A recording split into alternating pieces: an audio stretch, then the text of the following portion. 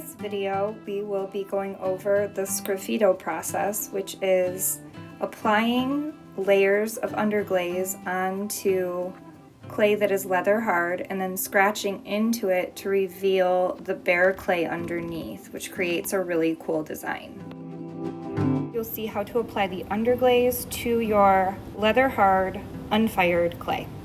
So I'll shake it up really well. I'm going to pour it into a separate cup and stir it up just to make sure it's well combined. And then we'll choose a starting point on our vessel. So you might even want to take a pencil and actually mark onto your placemat where you're starting to glaze. The first layer will be easy to find this starting point because you'll just see where the glaze stops. But the second and third layer of the underglaze, that line will be helpful so that you know where to start and where to end. So you know you've got one full layer, two full layers, and then three full layers. And we'll want to brush it on really evenly. And I know that normally when we glaze, we want to blot and dab the brush instead of brush the brush. For this one, we actually want to brush the brush. So nice even brush strokes, even pressure. If you have a little bit of glaze that creates kind of a ripple that's a little bit thicker in a spot, be sure to even that out. Some of the underglazes I mixed, so you may find little bits of other colors kind of peeking through. You might see a little streak of black in mine there.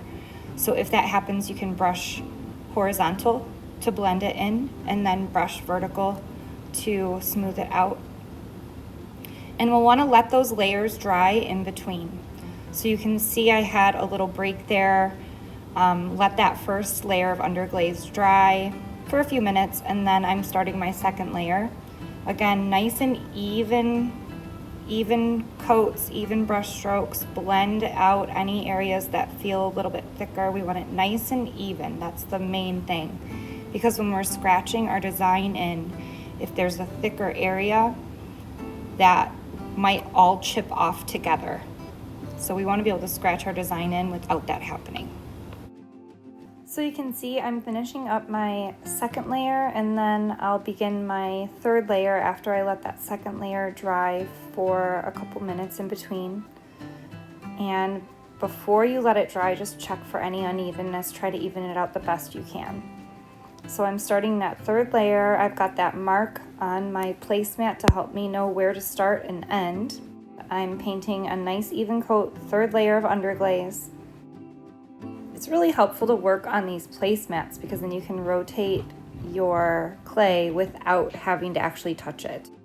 So I just finished my third layer, and I'm just going to carefully scoop the underglaze that's still in my cup back into the container, and try your best not to waste any.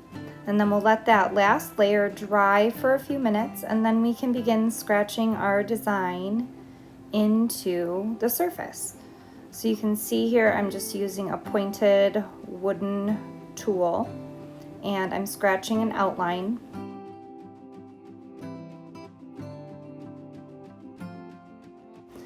If you don't feel comfortable just free-handing your design, you can wrap your clay with your design and trace it with a pen, and that will press it into the surface of the underglaze just a little bit. It'll give it a little dent, and then you'll be able to see where to trace it with your tool. So that's one other way of getting started if you don't want to just start freehand.